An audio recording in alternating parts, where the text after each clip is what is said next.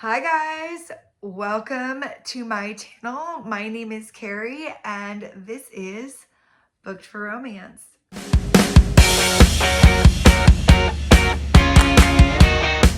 If you are new to my channel, welcome, and if you are returning, welcome back. Long time no see. I am so excited for this segment, guys. I am starting a new thing with my channel where I will be reviewing one book at a time. I had seen this years and years ago from her name was Read Between the Wine.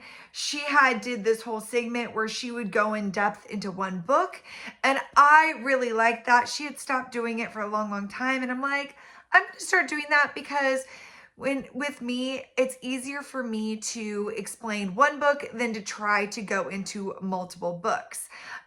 Before I begin, I am going to do a couple honorable mentions for the month of things I read that I really enjoyed. The first one is You with a View by Jessica Joyce. This was a really cute contemporary romance. Now you have our main heroine, Noelle, and she had just lost her job, and she ran into this photo of her grandmother who had passed away. And she notices the person in the photo isn't her grandfather. So she comes to realize that her grandmother had loved someone previously to her grandfather, and she wanted to discover who this was. So she ended up posting this photo on Instagram. We'll come to find out, she ends up finding out it's her arch nemesis from high school. It's his grandfather, the person who is in her grandmother's photo, and they go on this road trip. This is a great enemies to lovers. If you love a good road trip, I mean, it really did have everything. I ended up giving it a 4.5. I really enjoyed it. I don't read a lot of contemporaries, but this one was well worth it. Please check this one out. The second book I'm going to mention is this one. It's The Ever King by L.J. Andrews.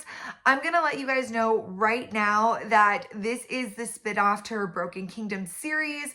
And you guys, when I say this series is worth the time, it is really worth the time.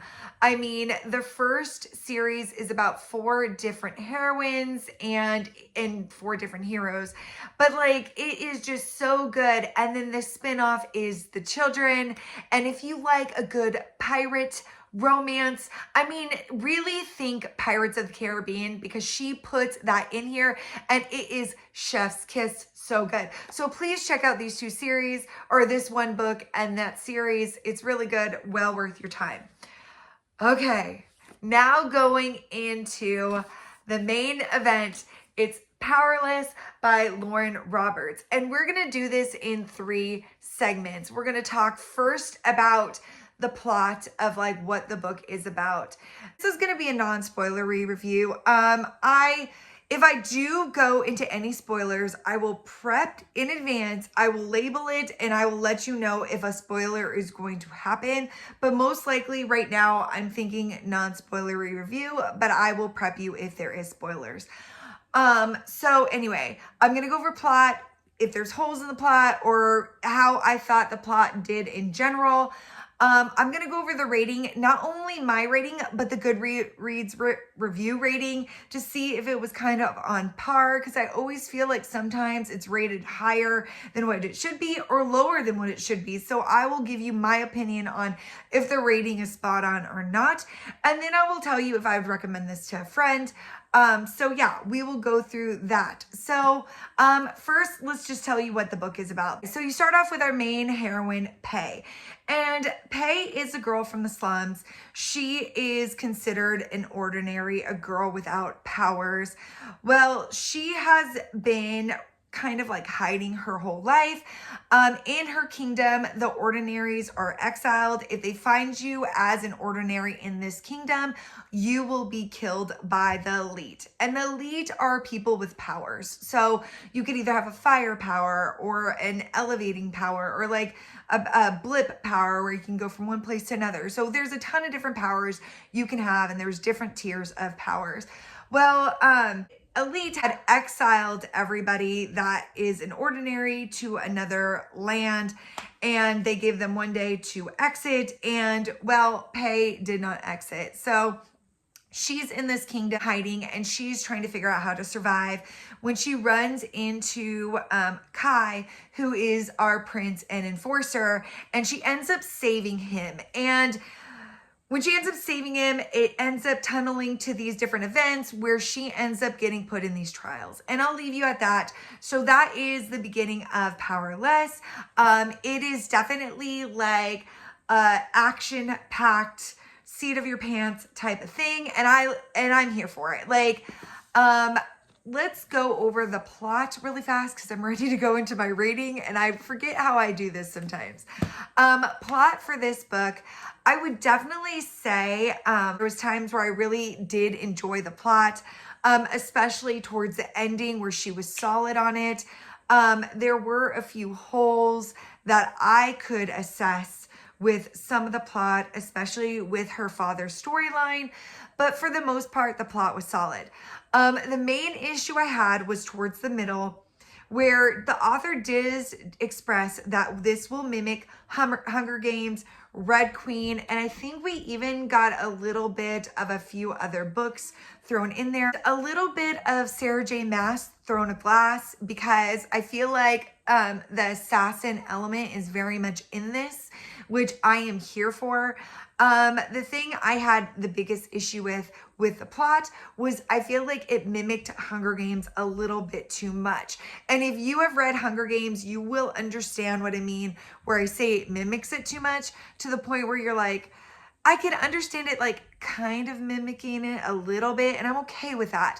But as soon as they start taking things that are straight out of Hunger Games, I'm like, okay, I need you to divert a little bit. And she did that towards the end. And that's why I was okay with this book, because she did a lot more in the middle and then she kind of diverted, and I was much happier with her diverting than keeping towards the Hunger Games elements, because it just felt too similar.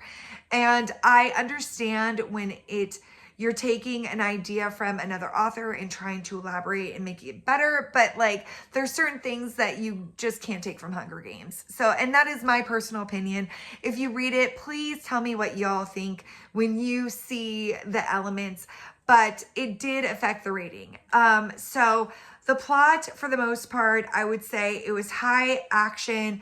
It definitely had the romance elements I was looking for, and it flowed very steady for the most part. When I say there was holes, I felt like she needed to drop a few more Easter eggs in the beginning of the book, where especially with some of the story extra characters surrounding the book that I wanted to know more about. I did like the elements to our hero. I liked the elements to the hero's brother, and I loved the villain in this book. Chef's kiss to all of that. Then we go into the actual rating of the book. I ended up giving my rating of 4 stars. I think that was, I don't want to say it was low. I mean, if I really think about it, it's going to probably be more around a 4.2 stars. The book itself, solid and really good. I love the ending. The ending was amazing and it was great. It just felt very put together as a whole. I mean, you have to think like, I like a very high action, tons of romance, not sure which is it's going to take us. And I really did love that ending, to where I really love where she's going.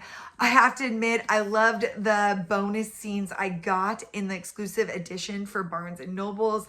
I really did like that. Did I shed a tear in this? Absolutely. I had all the feels. We're going to say that. I had all the feels. Now, the rating on Goodreads is a 4.38. And that's with 23,000 people reviewing this book. I feel like it's pretty spot on. I think the people that are giving it 1 or 2 stars, that's a little harsh, but I see where some of them are going with that, because some of them have the same issues that I did, where it was mimicking Hunger Games too much. Someone had mentioned it mimicked the general plot of Red Queen. I have read Red Queen before, but here's the problem. I don't remember Red Queen. So even if it did mimic Red Queen quite a bit, I haven't read it in a while, so I can't remember a lot to it.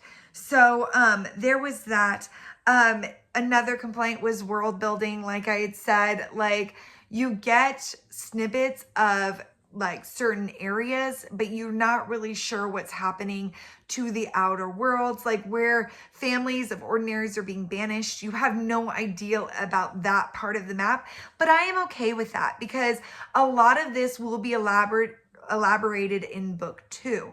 So I don't mind. This is the author's debut.